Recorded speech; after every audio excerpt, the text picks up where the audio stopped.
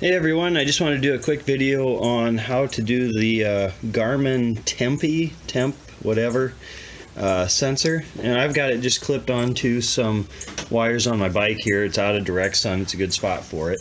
I've got a 610 Montana, and what you do, and this is just generic instructions, I'm sure it works on other ones this way too. You go to setup, and then you go to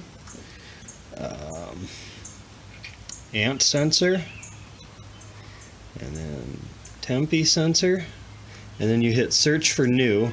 I've already got mine found, but search for new, and then you can turn it on or off here also. Then if you want to display that data,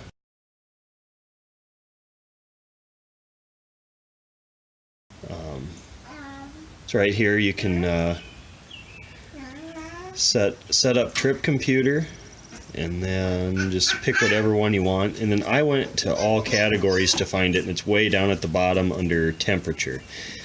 And then you can have that information up on your dashboard.